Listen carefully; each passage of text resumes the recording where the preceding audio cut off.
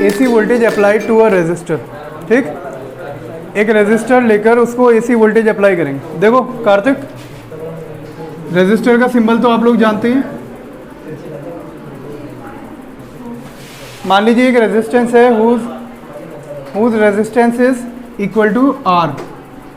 ठीक, now we are applying an AC voltage to it. AC voltage का जो symbol है, ध्यान से देखो आप, एक सर्किल बनाकर उसके अंदर ये ऑल्टरनेटिंग का साइन बना देते हैं, ये AC वोल्टेज का सिंबल होता है। ठीक, सेल या बैटरी नहीं बना सकते, वो भी वोल्टेज सोर्स होती थी, बट वो सब DC सोर्सेज हैं। वो DC वोल्टेज होता, DC करंट होता। यहाँ पर AC की बात चल रही है तो AC का सिंबल यही है। इसमें प्लस किधर होगा, माइनस किधर होगा?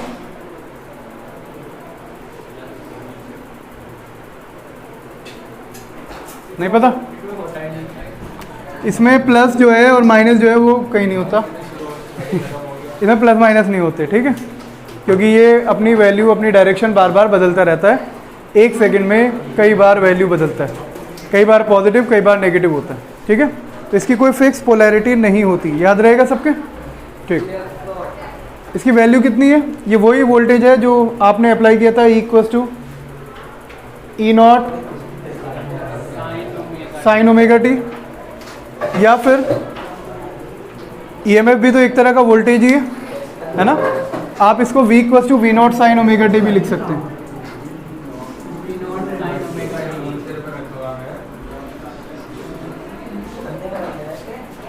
मान लीजिए हम यही voltage V=V0 sign omega T इसको अप्लाई कर रहे हैं।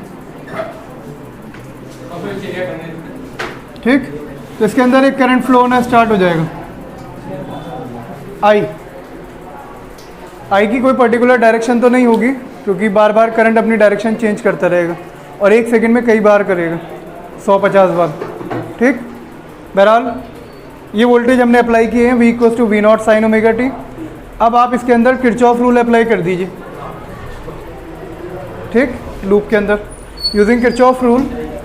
किरचॉफ रूल हमसे ये कहता है, किरचॉफ रूल ये कहता है कि किसी भी एंटायर लूप के अंदर जो वोल्टेज है उसका सबका पोटेंशियल डिफरेंसेस का सम 0 होना चाहिए। तो एक तो वोल्टेज सोर्स है, इसको पॉजिटिव ले लेते हैं V,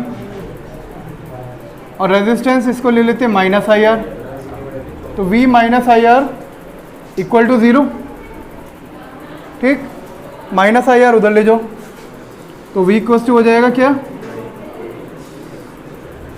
IR। इस V की वैल्यू पुट कर दो आप। V जो हमने लिया है वो इस नेचर का लिया है, ऑल्टरनेटिंग। तो V हमारा कितना है, V0 sine omega T. V की जगह पर V0 sine omega T put कर दो आप। पुट पार्ट करने के बाद ये बचेगा V0 sine omega t equal to IR। इस R को इधर ले आओ तो यहाँ अपॉन में जाएगा, तो ये जाएगा V0 upon R sine omega t equal to I। इस नेचर का, इस टाइप की इक्वेशन होती है करंट की, जब हम वोल्टेज को अप्लाई करते हैं किसी रेजिस्टेंस को। ठीक, इसमें एक बात ध्यान से देखिए आप, अगर मैं इसकी मैक्सिमम वैल्यू निकालने की कोशिश करूं, करंट की मैक्सिमम वैल्यू, तो वही तरीका, करंट तब मैक्सिमम होगा जब साइन मैक्सिमम होगा, और साइन की मैक्सिमम वैल्यू होती है 1। अगर मैं यहाँ पर साइन की जगह पर 1 पुट कर दूं बच्चों, तो हमारा जो करंट है वो मैक्सिमम हो जाएगा, जिसको आप Imax या फिर I0 बोल सकते हैं, और उसकी वैल्यू होगी V0 अपॉन R के बराबर। ठीक, क्योंकि साइन की वैल्यू तो 1 हो गई, और साइन 1 रख दोगे तो V0 अपॉन R बचेगा, 1 से मल्टीप्लाई होकर यही आ जाएगा, I0 equal to V0 upon R। ये वैल्यू आप यहाँ पुट कर दो तो ये बन जाएगा I इक्वल टू, इसकी जगह पर I0 पुट कर सकते हैं, ये तो हमारा I0 है ना, तो ये बन जाएगा I equal to I0 sine omega t. इस टाइप की इक्वेशन आपकी बनकर तैयार होगी, याद रहेगा। ठीक, ध्यान से समझ लो। एक चीज़ और, इसका ग्राफ और बनवा देता हूँ, फिर ये टॉपिक ख़त्म करते हैं। सबसे पहले आप जानते हैं कि हमारा जो वोल्टेज है V=V0 sign omega T, alternating voltage है, उसका ग्राफ अभी हमने सीखा था। मैक्सिमम वैल्यू तक जाएगा, फिर नेगेटिव में, फिर पॉजिटिव में, फिर नेगेटिव में, ये चलता रहेगा बार बार। ठीक। अगर आप वोल्टेज और साइन, अगर आप वोल्टेज और करंट की इक्वेशन को देखें, वोल्टेज और करंट की इक्वेशन, वोल्टेज में भी साइन ओमेगा टी आ रहा है और करंट में भी साइन ओमेगा टी आ रहा है ना। इसी के नीचे लिख देता हूँ वोल्टेज की इक्वेशन भी, जो वोल्टेज हमने अप्लाई किए थे, V equals to V naught sine omega t थी। मैं ये कह रहा हूँ कि जब आप इसमें ओमेगा टी की जगह पर 0 रखेंगे, टाइम 0 पर, V equals to V naught sine omega t, ये वो वोल्टेज है जो हमने अप्लाई किए, और जो करंट हमें मिला equals to I naught sine omega t, ये हमें करंट मिला है। ठीक।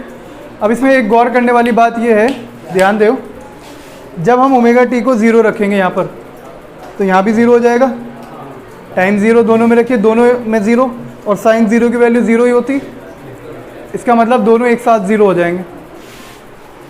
अच्छा, जब साइन ओमेगा टी, यहाँ पर ओमेगा टी की जगह पर आप 90 रखेंगे, π/2 रखेंगे, साइन π/2 कितना होता है 1, ये मैक्सिमम हो गया। लेकिन जब ओमेगा टी की वैल्यू π/2 है तो यहाँ भी तो ओमेगा टी π/2 होगा, और यहाँ भी ये 1 हो जाएगा, तो V भी V नॉट के बराबर हो जाएगा, I भी I नॉट के बराबर हो जाएगा। सारी बात छोड़ो, इनके एंगल देख लो, जब ये फैक्टर सेम है तो दोनों एक साथ चलेंगे, एक साथ मैक्सिमम होंगे, एक साथ 0 होंगे, एक साथ मिनिमम होंगे।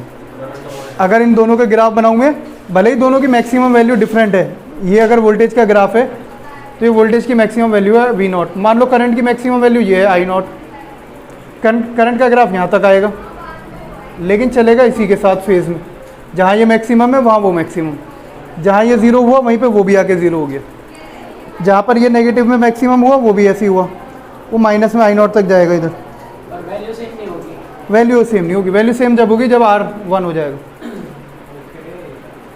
ये माइनस I नॉट तक जाएगा और ये माइनस V नॉट तक जाएगा, याद रहेगा।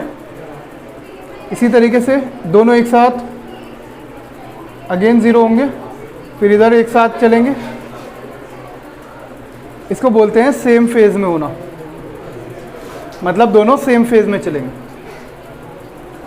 फेज यही चीज़ है कि एक साथ मैक्सिमम होना, एक साथ 0 होना, एक साथ, ये अलग अलग फेसेस है ना, वोल्टेज हर वैल्यू पर आ रहा है, बदलती जा रही है इसकी वैल्यूज, तो डिफरेंट फेजेस हैं, एक मैक्सिमम होना एक अलग फेज है, 0 होना एक अलग फेज है।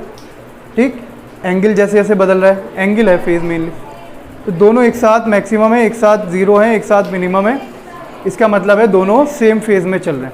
तो जब कभी भी हम वोल्टेज अप्लाई करते हैं किसी रेजिस्टेंस को, तो वोल्टेज एंड करंट दोनों सेम फेज में चलते हैं, और ये इक्वेशन आती है आई की, I equals to I naught sine omega t, याद रहेगा।